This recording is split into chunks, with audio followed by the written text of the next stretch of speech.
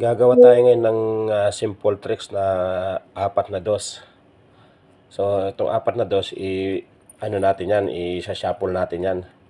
Shuffle natin itong apat na dos. So, ayan. Ngayon gagawin natin, itataob natin isa-isa. Tataob natin isa-isa. Ayan.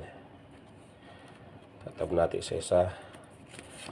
So, ngayon na-itab na natin isa-isa. Ito yung mga dos, diba? Ilagay natin dito sa baba.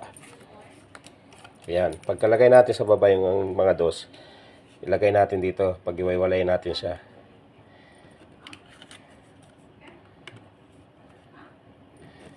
Ayan. Pag-iwaiwalay natin siya.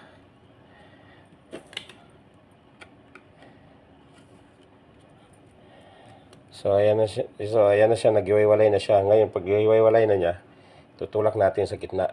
Tutulak natin. Ayan. Ayan o. Tulak natin.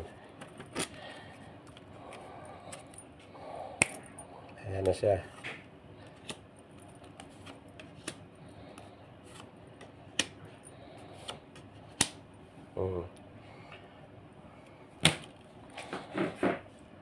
Paano ko siya ginawa? Ito naman yung tutorial niya. So, ito yung tutorial niya. So, hawak natin to. Ibababa na, nakaganyan yan. Ayan. Nakaipit yung tatlong baraha. 3 cards. Nakaipit 3 cards.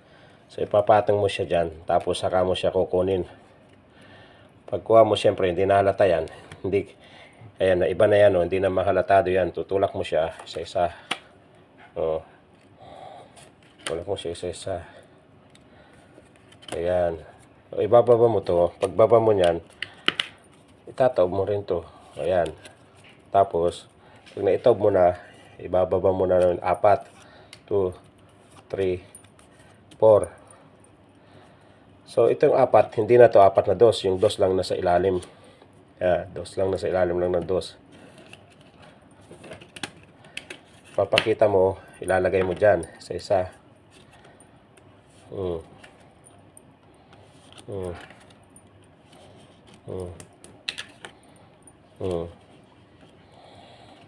Tapos, ibubaon mo siya, ibubulbog mo siya ganyan.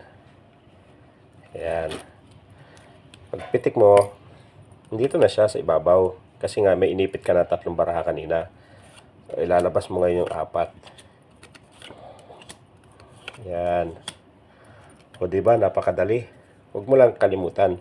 Magtira ka ng 3 cards na ipitin mo.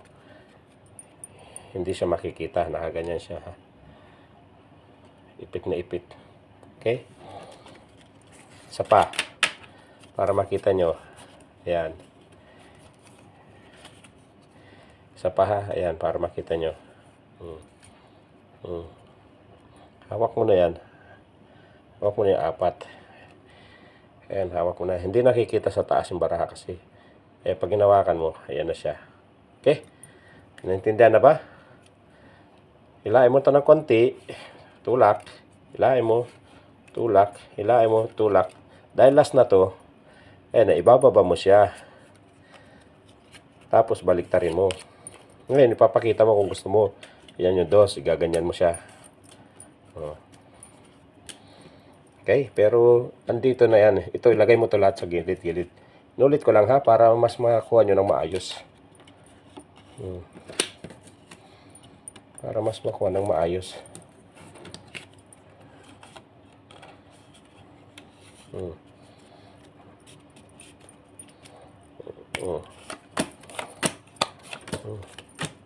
Okay. Napakadali, di ba? Simple lang. Huwag niyong kalimutan mag-subscribe at mag-like ng aking channel. Mag-iwan kayo ng bakas para naman mapuntahan ko rin yung bahay nyo. Kayo naman ang puntahan ko. Salamat guys!